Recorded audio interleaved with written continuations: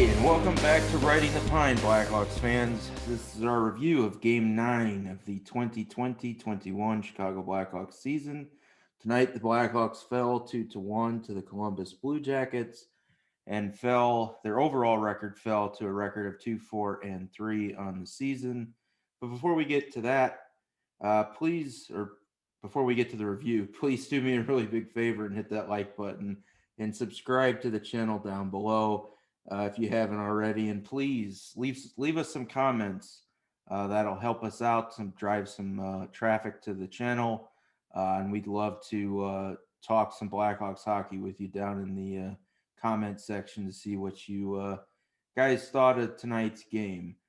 Tonight, again, I'm joined by Chai sports fan Joe. Joe, how you doing? Hey, Kyle. Thanks for having me again. Another tough loss tonight, but I guess we got some things to be happy about. It seemed like, first period. I mean, I missed the first period, so I don't want to judge the first period because I was unfortunately out to dinner, so I missed the first. But it seems like overall it was pretty good. I mean, the Hawks led in shots on goal, 32-27.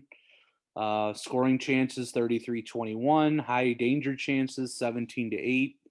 So, but unfortunately, the most important category was the scoreboard, and that's where we fell short. So, but I guess moral victories, and I hate that term. This was that moral victory game, I guess. Yeah, it's hard to really critique all that much tonight, and even when I was putting together the graphic for the show, I was trying to figure out like what's the tagline other than Korpisalo just basically stopped our offense, and there isn't much offense to stop anyway, it's just kind of the way things are going right now. You can't make any mistakes when you can't score more than 2 goals a game. So Right. And boy, um, what a performance by both of them tonight, by Lankinen and Korpisalo. yeah, So, we've been what's the word I'm looking for? I guess we've been what's the word I'm looking for? I don't know. Anyway, we've been able to see kind of the battle of the Finns for 2 nights in a row yeah. between the other night was Saros and Lankinen, and then tonight with Korpisalo and Lankinen. Treated. That's the word I was looking for. um, but yeah, I thought Lankinen was actually the better of the two goalies. I thought, especially in the third period, I think Korpisalo was more lucky than actually standing on his head. Obviously, Kane was robbed, and then Soderberg just, I don't Yeah. know what he was doing, but he Yeah, just, flat out missed it. I was like, oh, I don't know how that didn't go in either, but man. yeah, well, and then in the second period, before the power play goal by Strome had another opportunity from Kane that was just tipped. I don't know who tipped it, but it was tipped, and then it did get to Strome, but it was rolling, and that was enough for Strome not to be able to get enough on it, and the net was wide open there too. So yeah, I mean the Hawks had chances, they just couldn't bury them, and I think a lot of it was puck luck and Yeah, it felt like one of those nights. Like just the puck just wasn't bouncing our way. yeah, the defense Uh, was okay. I guess we'll get to it in a minute. So I know you said you missed the first period. So I'm sure you saw the guys did get it right during the pre or post game show. David Camp just got caught in no man's land. I don't know what he was doing on the penalty kill. But even before that play, you could just tell he was lost. Like, I don't know if he got lost in coverage and forgot who his man was or what. And then obviously Yanmark went to kind of try to get the puck out past the blue line. And then Camp tried to do the same thing, try to cut towards center because they thought they were going to get a 2-on-1. And then naturally, they don't get it out of the zone. You got two of your forwards hanging back outside the zone almost at the blue line, and Lankinen's left out to dry. Yeah. So, I don't blame either goal tonight on Lankinen. I know for whatever reason, Pat Boyle was trying to blame the second goal on Lankinen tonight, and I don't know. I mean, we I know talked. I agree with you there. I don't think that's on Lincoln at all. And I as I had we had talked about earlier too, I thought it was on, both Kane and Keith. More so I thought on Keith because, like you said, you're kind of rushing back on to try to stop Robinson, but I mean, I felt like Keith just kind of stood by and let him shoot. Like, don't you can't do that. Like, just get your stick in the lane. Try to block the shot. Try to, do something to prevent the shot from going on goal. I mean, if it goes on goal, well, at least you gave an effort. But I felt like Keith just kind of watched and that's how the puck ended up behind Lincoln. And so Yeah, I don't. Robinson had a couple steps on. Well, Keith or not Keith, Kane quit. I mean, Kane was rushing back, and then I think he saw Keith, and he thought Keith was going to get it, so he pulled up, and then I don't know what Keith was doing. I don't know, like if he was just gonna afraid to take a penalty or what he was doing, but he yeah, just kind of lackadaisically just let Robinson continuing to coast in on Lankinen. And when you're all alone, it's kind of a 50-50 whether it's going to go wide or get stopped. So right. you get burned. But yeah, I don't blame Lankinen on that one. So Pat, if you're listening, you're a moron. Um, uh, I want to talk about Kubalik because none of the fans are. I'm like maybe one of two fans online that are not a fan of Kubalik. And I know he has a point and an assist tonight on the goal from Strome on the power play, but it's a secondary assist. Almost all of his points this season have been secondary assists.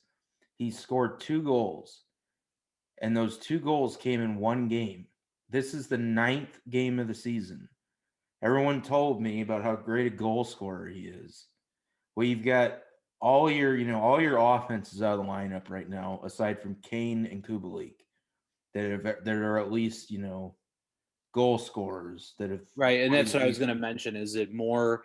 Do you think Kubalik's production is just down because we're missing Taves, we're missing Doc, we're missing a lot of the playmakers that you Oh know. no, I think that's completely it. But that's Yeah, that's kind of what I've been saying. Like John Dietz and all the other beat writers were going on about how he was a $6 million man in the off season and hell before the off season. And it's like, no, if you're getting that kind of money, I mean, that's Brandon Sod money. And then, figuratively speaking, if you're this pure goal scorer, which they were claiming he is, you should be like, he should be scoring more than he is. Like, it's just, he's not. I And, I you mean, know, yeah, I agree. And I mean, have you seen him just any change in his game? That's I, kind of I haven't. And I mean, he had 4 shots tonight. So it wasn't like he wasn't getting shots on net. He played 20 minutes. So they can't blame it on the ice time. He played 3 minutes and 15 seconds on the power play, and that's obviously picked up that secondary assist on there. But it's like I don't know, was he at like 6 points on the season, 5 points? Let me see here, six. He's got 4 assists, so he's picking up like a secondary assist almost every game, basically, and that's fine. But you can have anybody do that. I mean, not anybody, but if you're getting power play time and you're in the top 6, you should be getting, assists, secondary assists at least. Um, what they need from him is to score, and he's not scoring. And I mean, everyone was bitching because he wasn't getting enough ice time. Well, yeah. now You they're look giving at the it to last him. 3 games. I mean, really, we're not putting the whole team in general is not putting the puck in the back of the net. I think we've only scored no more than 2 goals in the last 3 games. Well, right, but that's what I'm saying. Yeah. Like you need him to score, Yeah. and he's just not. And that's I guess where I'm going with this is I don't, and this is what he does too. Like, this is another point that for those of you that when we were the Fear of the Feathers podcast back in the day, know that I would harp on this. Like, he scores his goals in bunches.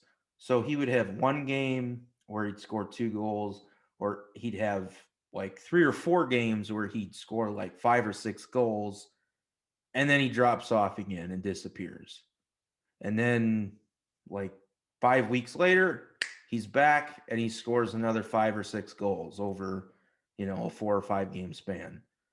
And then, they start to rack up. And, I guess that's fine. But, and this is like to my point, the Blackhawks need, and I'm not just throwing it on Kubalik either, because DeBrincat doesn't do it. Taves is a playmaker. Doc's, I think more of a playmaker. It's hard to really label him that after one season, but that's what I think he is. Kane is your only elite goal scorer, or just elite skilled superstar player. I wouldn't even say like offensively, Taves is not like an elite offensive player. He's a great two-way centerman who can put up 50 or 60 points a year. He's not like, a top 10 scorer in the league like Kane is. And Kane's declining. We've seen it. It may not be as evident as some players are, but he's 32 years old. And he's, you can see him. He's winded out there. He's playing, granted, 28 minutes a game, but he's some of the, like no look backhanded shots. Like, you can see it, and it's going to get worse. So they have to go out and find somebody that can, one, replace Kane. But if you look at the teams now that win, most of them have at least 2 of those players. It's kind of like in the NBA where you got to have your big 3 players. We got to have at least 2 like dynamite skilled offensive weapons on your team. And And do you think that's what they need to do as far as using the money either from Taves' long-term injured reserve or Nylander's I mean, I don't know how much cap space they have with these guys being. well, I mean, I don't think that's the answer. No, because I mean, we don't know what that's, we don't know what Taves' issue is. So Right. he could be back next week. He could be gone. He may be retired. We don't know. Because this was the 9th game of the year. I mean, technically, I think he would be eligible to come back after the game on Sunday. I think when you're on long-term injured reserve, I thought I saw something that said you're out for at least a minimum of 10 games. So I don't know. I'm not up to date on any kind of stipulation like that, so I don't know. The way they talk, I don't expect him back at all this season. no, right, and I'm not. I don't say that either, but I didn't know. Like I said, if how this is all going to work with this shortened season, and with the Blackhawks, how the cap relief works when a player goes down and is put on long-term injured reserve. I wasn't sure. Dude, I don't, because I was thinking about. I know Dietz put the article out.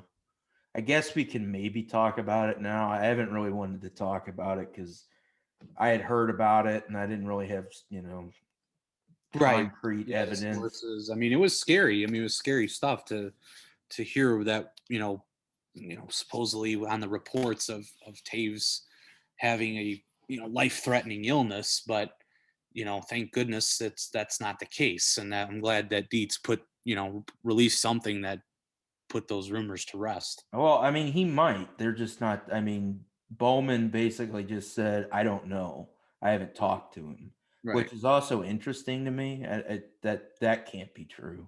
I Yeah. think he's playing coy with Dietz. Well, of course. I mean, I don't think they're going to come out and actually say what it is, even if they did know. But I mean, I think it would, if it was, and that's why I had even, God forbid, and you hope this never, nobody ever has this, that horrible disease. But if even if he did have it, I don't think that would be something you'd come out and say in the middle of the season, Oh because no, yeah, like that would that's just something. it would derail your team. So, you Unless know, you were trying to like maybe inspire the team, but that's something that you wait to the end of the year right. to do. So, But and if Taves doesn't come back, I'm sure we will know at the conclusion of the season what it is. I would think. hopefully, Maybe we yeah. won't. I don't know. Well, I mean, look how long it took him to diagnose Bickle with MS. I mean, that took like what, 2 years? Yeah. I Yeah. mean, he was off on. I mean, he'd come back, play a week, and then he'd be gone. And then, yeah, I don't know. But what was interesting, I thought, more than that was Seabrook. Oh, well, he injured his back. Okay. Yeah, well, he skated once and he injured his back, and he hasn't really been skating much. And then when he does start skating again, he's going to have to get back in shape, and that's going to take a while. And then I'm just sitting here, I'm reading this, and I'm like, so he's not going to play. Like that's basically what you're saying. Which then the next question becomes, well, now Seabrook basically hasn't played for 2 years. He's still got 2 years after this season, I believe, left on his contract. What are we doing with Seabrook? If I mean, he's going to be a year older and not played any games for over a year, almost 2 years by the time next season rolls around. So, And what's sad is like he's still, and he's quoting to all these reporters, and I still have something left in the tank. I can still be an effective defenseman, but obviously he hasn't backed up those words, maybe perhaps by no fault of his own. I mean, obviously injuries happen, what are you going to do? But well, I don't know. I don't know what's going to happen with him. If he does become healthy, then I mean, you just got a plethora of defensemen at this point to try to figure out what to do with all of them. That's the key. this is slightly off topic since it's not related to the game, but if with the expansion draft coming up, and I guess look, if I'm the GM of this team, Seabrook's not playing. He just isn't. I'm not sacrificing, especially now. Like if he doesn't come back this season, he's not coming back for me. Like I'm playing my kids. I mean, and I was tweeting with Ben Pope over the last couple of days about the expansion draft, and the Blackhawks signed that new Bowie, I think his name is, Yeah, yeah. and speculation is it's for the draft, and it's like, well, yeah, but you've already got to protect Keith because he has a no trade clause, and you got to protect Seabrook because he has a no trade clause. So even if you do the 8 players, 1 goalie route, which is probably what they'll do, you've got to protect Murphy, right? So there's 3. I can't imagine that you would use 4 of your 8 on, or more than 4 of your 8 on your defense. So if you do Zadorov, that's 4 guys, and DeHaan's exposed. And that's including Seabrook, who you have to protect because of his no movement clause. But could he waive that to go there?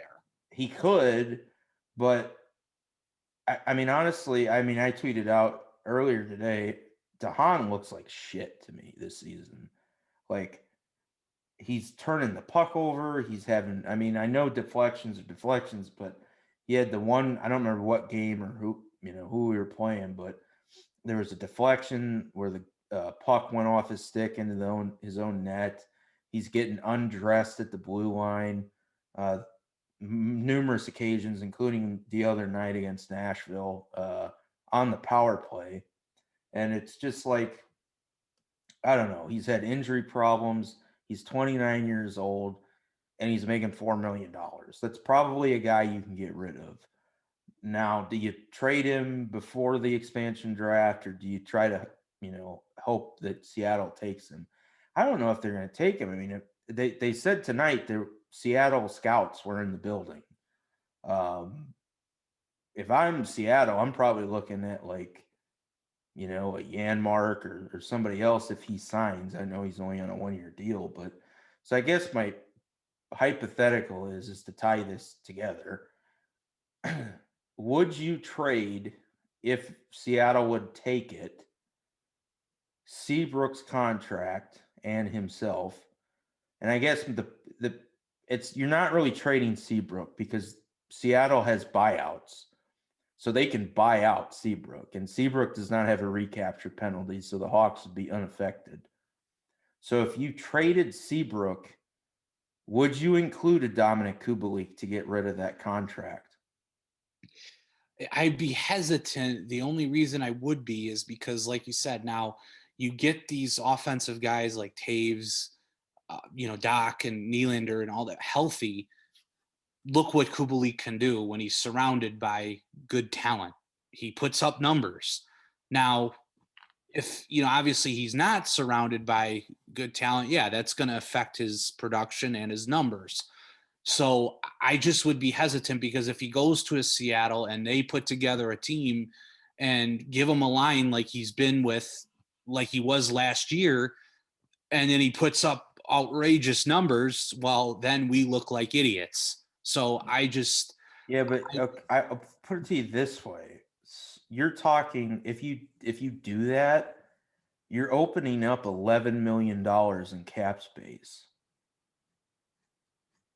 well, there's the one, I guess there's the positive of it, but who do you get to replace? Taylor Hall, he's a free agent. There's a lot of guys that were free agents this year that took 1-year deals. Yeah, I don't know. I mean, I wanted, because like I said, I want to give Kubalik the benefit of the doubt. I mean, I don't know how that'd be a tough position for me. If I were the GM, it would be, at least in my eyes, it would be a tough decision because, like I said, I don't.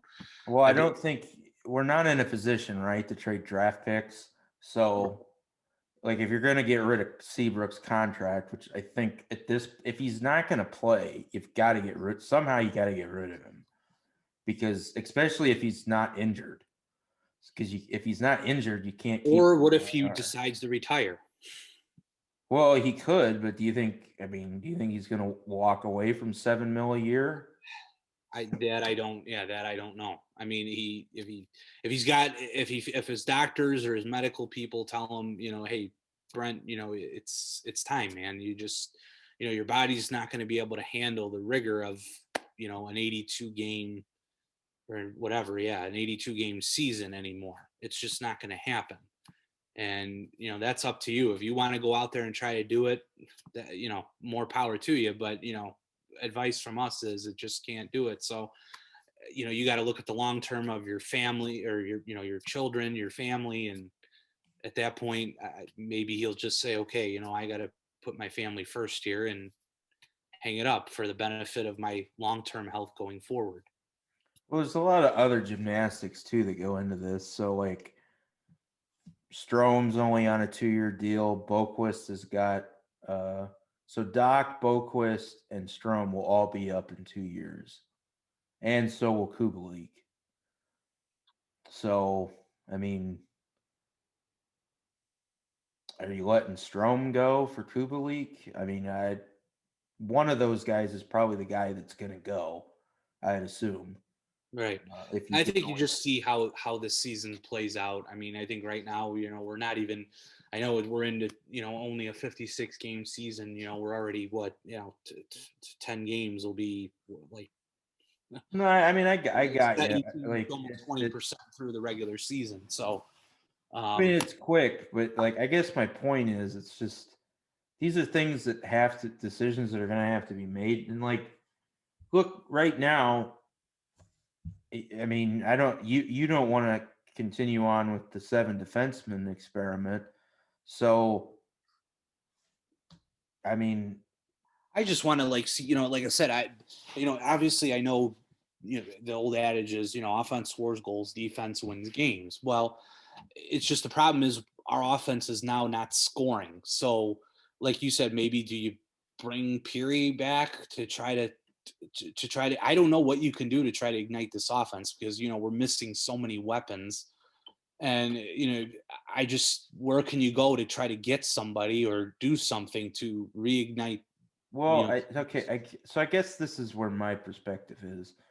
So we scored 1 goal tonight. We scored 2 against Nashville the other night, and then it was 2-1-2, right?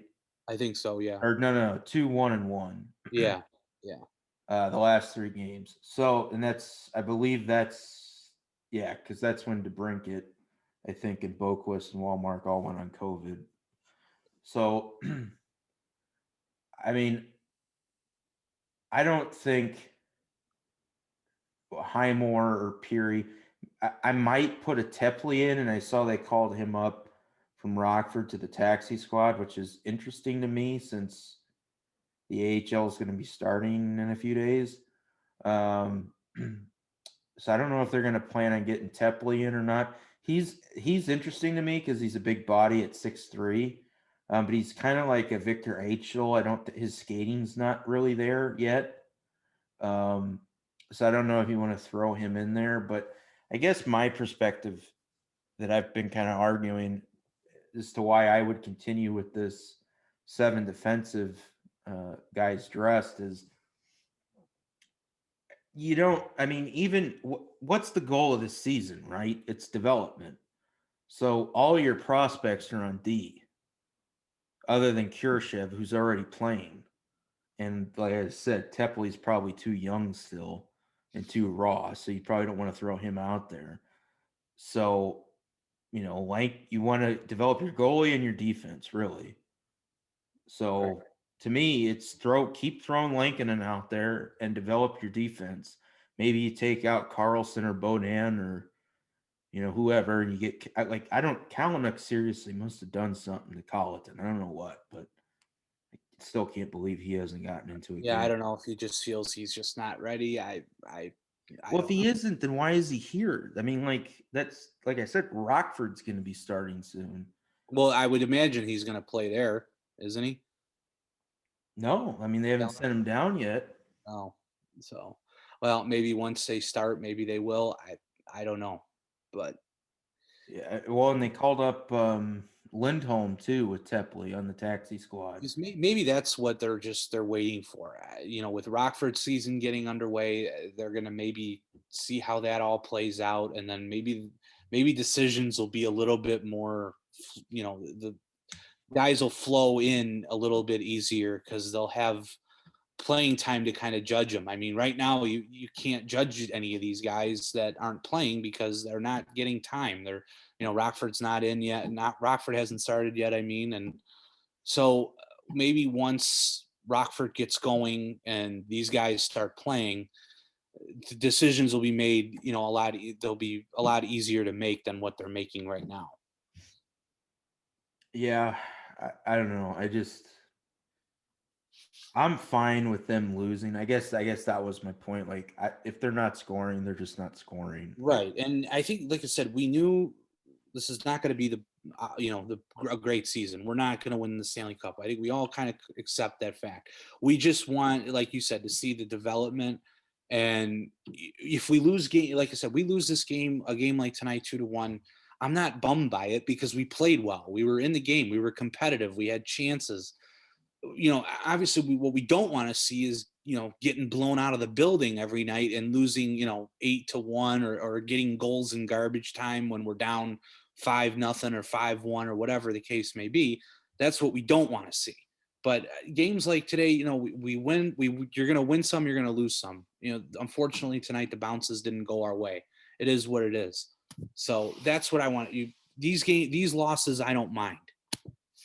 Yeah, well, I think that's where I'm at. So, when you have these tight games defensively, and I mean, to put a bright spot on this, these games are important because they may not have necessarily the intensity of playoff games, but when you're in 1-goal games, that is especially defensively, and this includes forwards at two-way play. This is important learning experiences for younger players like even a Kubalik at this point. I mean, he's only played 10 games in the playoffs.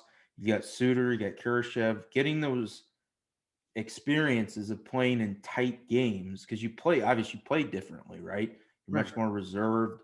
You're not, running and gunning. That gets and your defense takes longer to develop typically than your forwards do.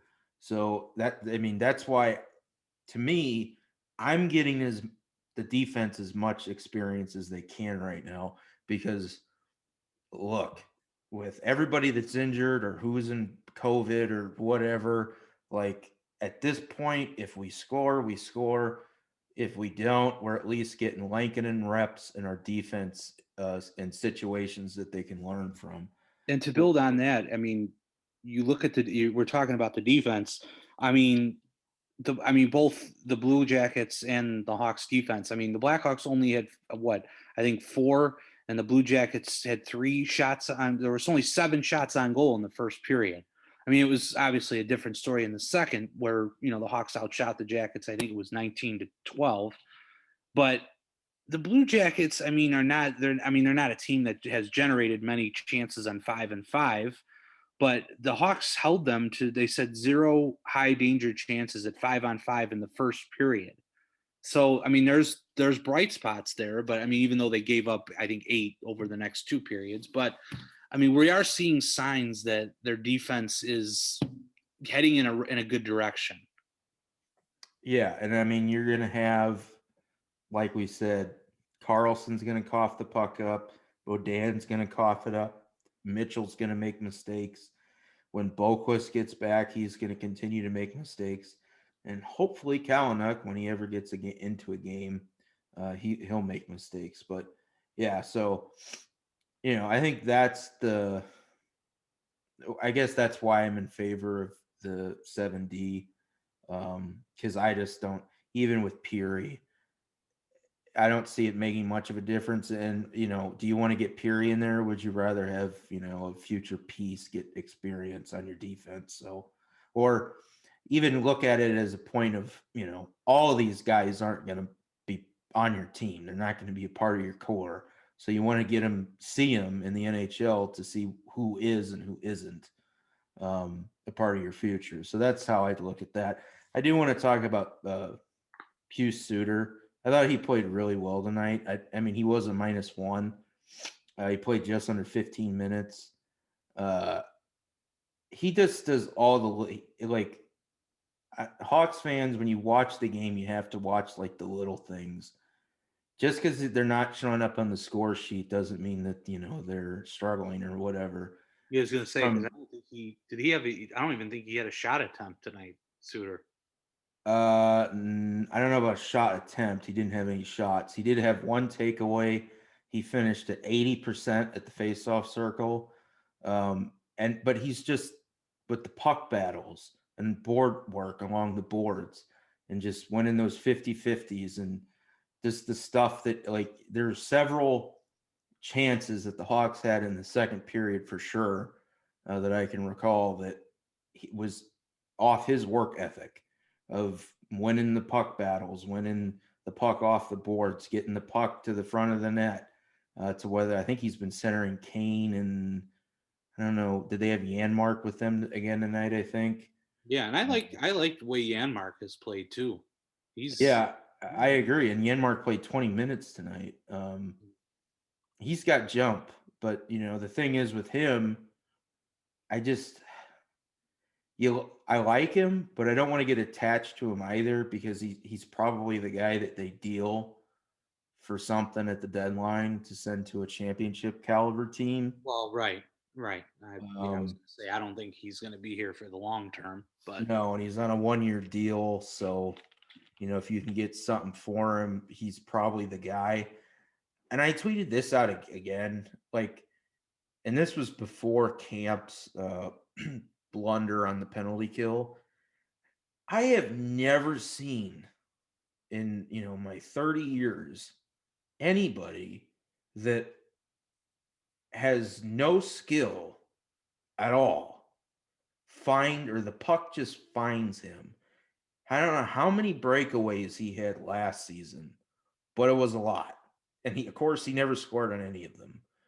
And then just this season with that fourth line with Hagel and Carpenter, how many chances have they had? yeah, that fourth line has been a really, really nice bright spot to this team. Yeah, so, but he's just, I don't know if he's just completely has the worst hands in hockey, or if he just has no luck. It's one of the two. Right. But yeah, I kind of felt bad for him, even though, like I said, he made the kind of blunder on the PK because usually he's one of the better defensive forwards. But yeah, I mean, Khrushchev, I don't think was that noticeable tonight. And I going back to Kubalik, like he just, I don't remember anything about him tonight. Like this 4 shots, I don't remember him taking a shot or at least getting a good shot off.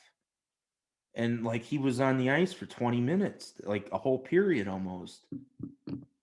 So And like that I keep coming back to that. Like he yeah, and I played think that much and then more, I think, in two, I mean, more teams, obviously, he got a lot of obviously attention from his numbers last year. And I think, teams are going to zone in on him, give him a little more attention than they would have, say, last year. So I don't know if that's part of it. If part of an opposing team's game plan is to, okay, well, we got to shut down Kane, but we also got to shut down Kubalik. I don't know, that may very well not be, but um, they know that those two are accounted for a good portion of the Hawks scoring. So it could be now that Kubalik's got to adjust to their game plan and come out and make his own adjustments to get the puck in the back of the net more but again, doing it without his line mates that he had last year. It's not easy to do. So I don't know if I don't think I was talking to this with Sherrod, but I don't think I've seen this line, and I'm kind of surprised that in the final minutes of the third, Colleton didn't go to it. So on this note, to me, the best player, at least at the forward level, all season has been Strome. He no, had yeah, no had question. the power play goal again, 63% of the dot, played 20 minutes, 3 minutes plus on the power play.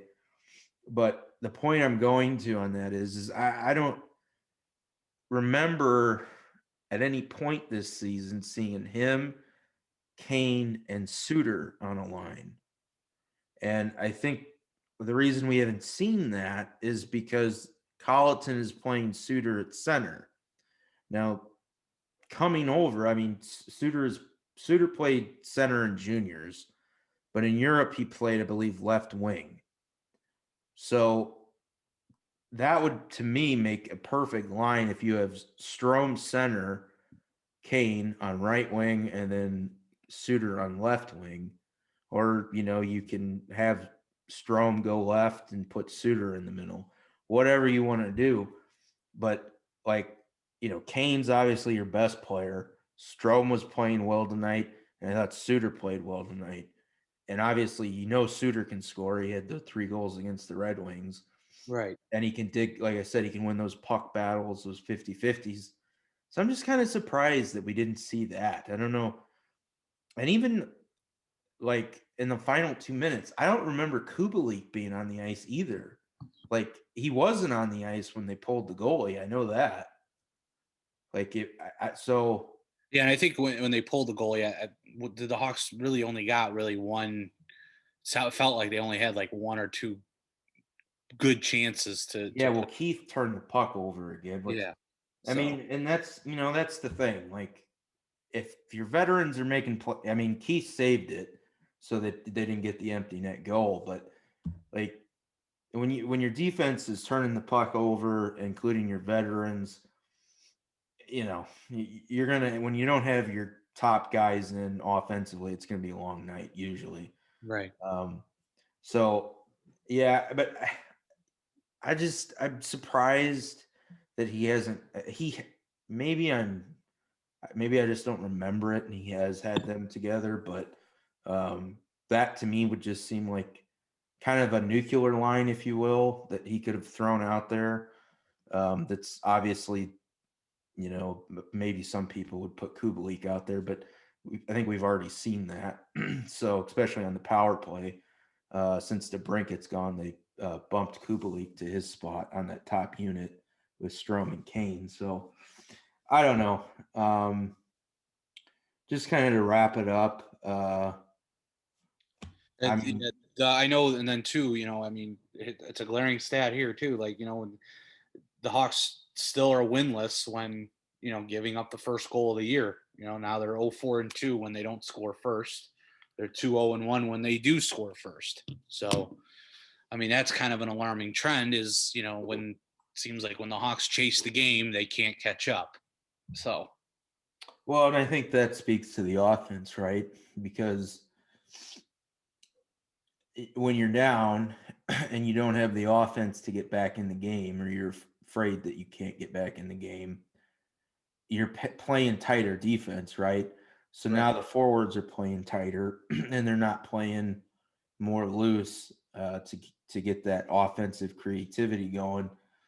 And I think that's the way Colleton. I think a lot of people think Colleton is a run and gun guy, and I don't think so. I think he wants these 2-1, 3-2 games. Well, right. Well, he's a defenseman, so I mean, so yeah. So I don't know. I just that is an alarming trend, and I think that's something that's carried over.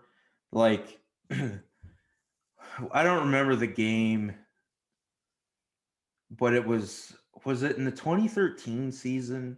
It was a game against Calgary, and I think they were down. It was either 5-1 or 4-1, and was they that came the one at all the way was that back. the one at home where they came, or was that was 20? I think I'm going back to 2010. I think it was in Calgary, wasn't it?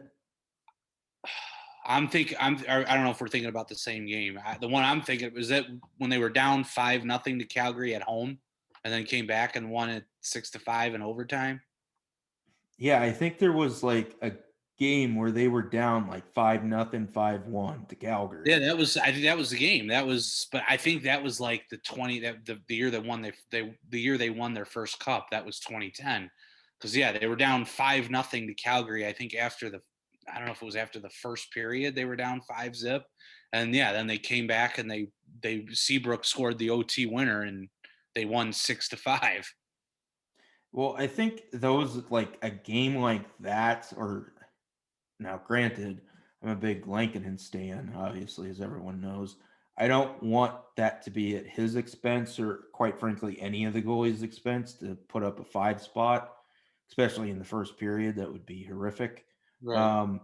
But I guess my point that I'm making, like if you can get a game like that where they're down, let's just say 3 goals, and they can come back and win the game, like if they're down 3-0. Well, and I think just off happenstance, wasn't game 1 against Nashville in 2015? Wasn't that 3-0? Yeah, And they were down 3-0 Darling? after the first period. Yeah. Yeah, and they came back and won in overtime, I believe. So Yeah, that was Keith and I think it was double overtime or overtime. Yeah, I remember. Yeah, they did win that game. yeah, and Darling held the net for 2 or 3 games, and then Crawford came back and took it back over. But yeah, thank God for Darling. Otherwise, they would have been out. Right. But yeah, just something like that where you can build the confidence of that the team can come back. Because I think when you have a young team, not that this team is overly young, but when your offense is overly young, Kurashev, Kubalik, Suter, Right. I mean, we got to have one of Strome. the youngest offensive units in the league. Yeah. So, I guess your bottom 6 is where the age is, really, other than Soderberg and Kane. So, everybody else is 25. I think Kubalik's 25, so 25 and younger. So, I just think even with Kubalik or Strome that are older, they've never been on a team like that before. So, getting them that kind of like mojo, I guess, if you will. It kind of, I don't know about you, but it kind of seems like that Blackhawks culture that they had is kind of gone. I don't like that feeling where you're never out of the game, or I don't know that, like, I agree, but I think it has a lot to do with, like I said, I mean, Taves is such an integral part of this team. And a lot of these, Doc is, even though he's young, is an integral part of this team. And to have a lot of your top, like I said, offensive weapons, and especially your leader, your captain, out. I mean, I know they always say it's next man up, next man up. Well, in a lot of ways, it's easier said than done when you're missing a presence like that. oh no, So, I've said, they're missing 5 of their top 6 from last season. I mean, right. Sod's in Colorado, Taves is out, DeBrinket's out, Nylander's out. Um, yeah, I'm probably forgetting somebody out of that, but yeah, you're missing literally 5 out of your 6 from last season. So, I mean, Kubalik wasn't in the top 6 the whole year, and neither was Nylander. So let's just count them as one since Nylander's out. So, yeah, I don't know. Oh, Doc, that's who I forgot. Yeah. So, you're missing all of those guys. So it's no wonder that they're having trouble scoring. It's just, I think to me, it's been more magnified, the lack of depth on offense, because I've been harping on the fact that I think they need more offense for 2 years. But um, I mean, like, when you look at the old teams, right? Hossa, Sharp, Panarin, Kane, Taves, Boland, or Bickle, or Right. I Buffalo. mean, we had such a great core, and they all gelled. I mean, Like, all 3 lines, at least 3 lines could put the puck in the net usually. Shaw, Sod, and on and on and on. So they just got to get back to that. And then you got to start drafting some skilled forwards and develop your D. And I mean, we're going to have a lot of games like this probably. I think, I was in the preseason review or preview. Um, Josh, I think I surprised him a little bit. I said there was going to be a lot of overtime games, I thought, because there are going to be a lot of close games. uh, and I think a lot of people are that way. I think they kind of think that the Hawks are going to get blown out every game, and I don't see that. I think just, with the familiarity of all the teams in this divisional format, you see a lot of tight well, games. and that's what I think I mean, at least myself as a Blackhawks fan, we know we're not going to be very good. We're not going to win a lot of games. I think we all knew that coming in.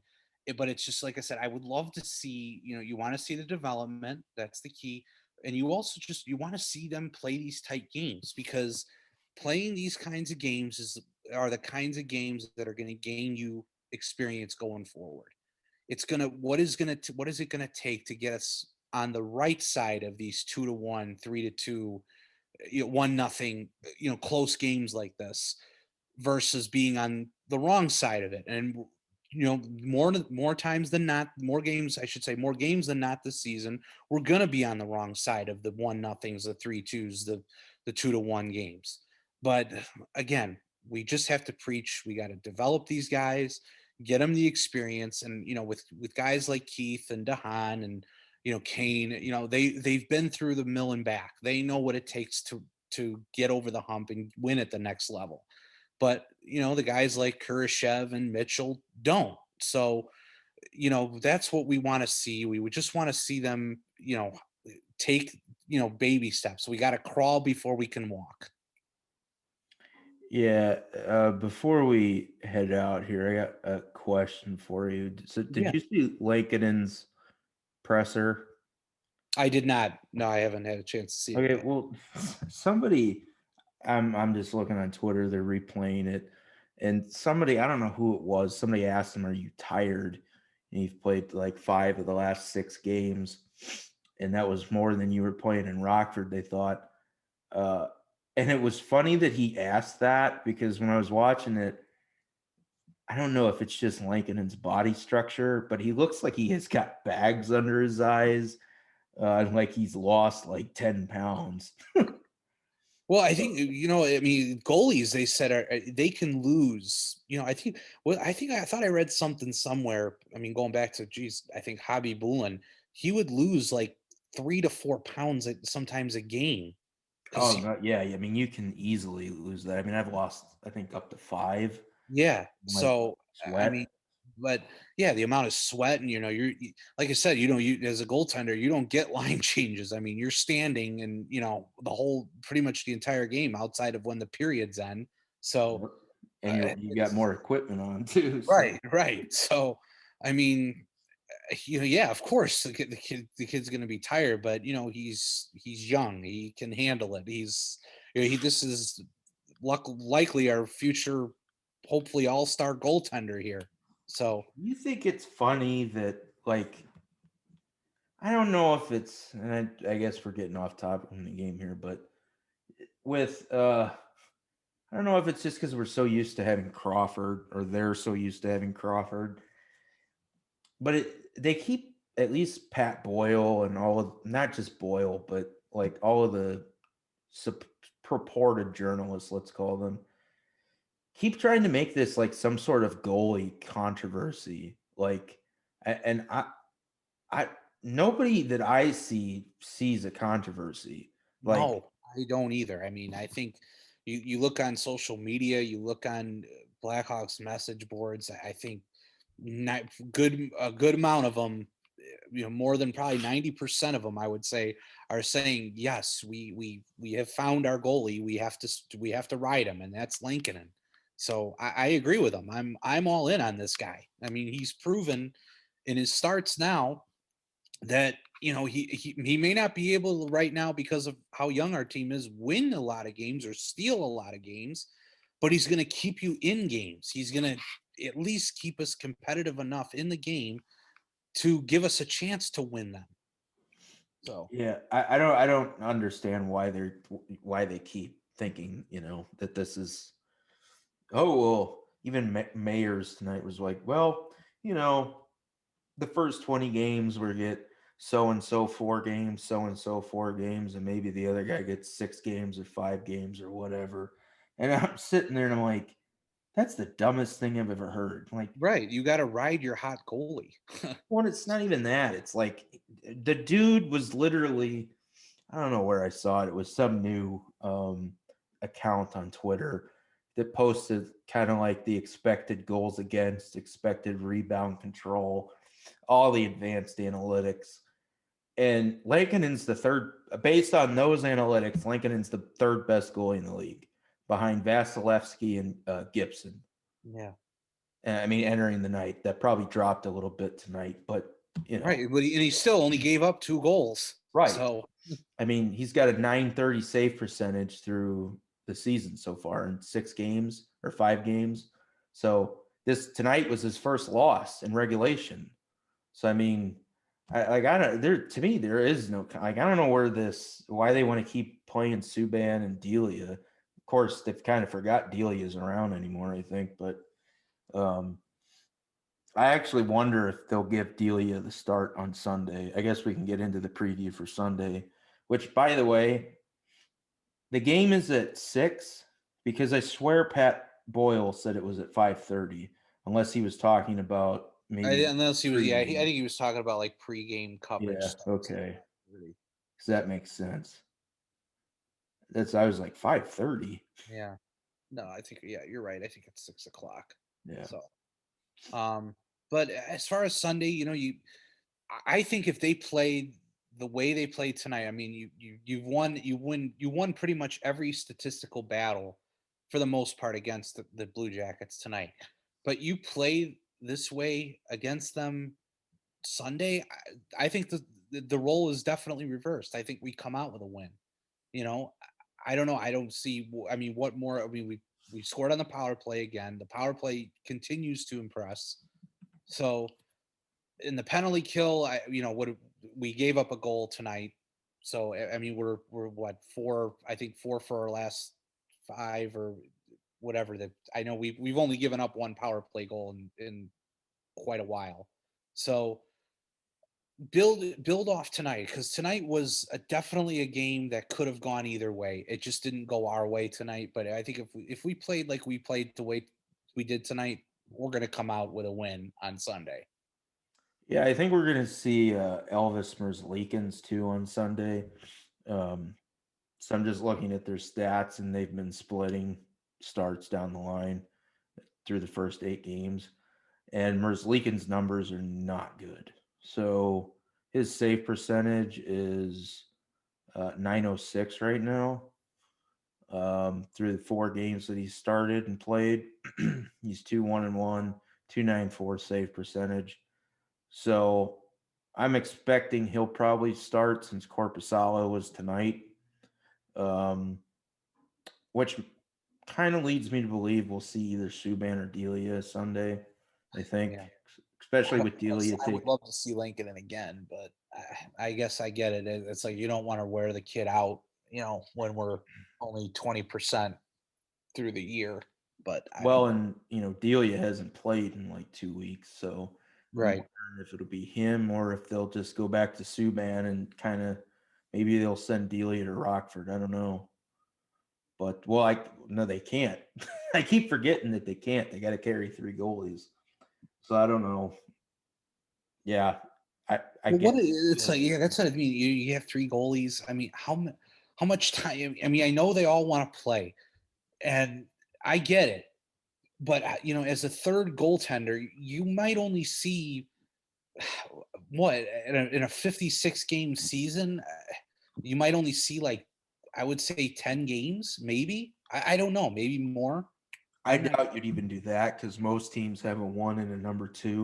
You have Yeah, to remember that the Hawks are kind of, well, really the only team that doesn't have definitive, at a least true number entering the one. seasons. Yeah, Yeah, it didn't have a definitive number 1 goalie or a definitive backup. Now there are teams that have goalies that are injured right now, so the third string guy's getting in. But unless you're Edmonton, of course, right. because Koskinen's been playing literally every game, and because Mike Smith's out with an injury, and apparently their third guy's not any good. So, Okay. at least if you believe that that's why they're playing Koskinen every game, then Well, they're playing the guy who gives them the best chance to win every night. So, I mean, that's what it's about. yeah, well, especially for Edmonton, who's looking to make the playoffs. So, um, with that, so do you want him to put Peary in then? And Yeah, I don't know. I just think, like I said, just we got to try to find something to reignite the offense a little bit. Maybe if Colleton feels the 7 defenseman thing is working, okay, maybe you try it again Sunday one more time. But I would say if you only put up 1 or 2 goals again on Sunday, then we've got to try to add something to the offense here because obviously it's not working. The last 3 games to only put up two, at most 2 goals.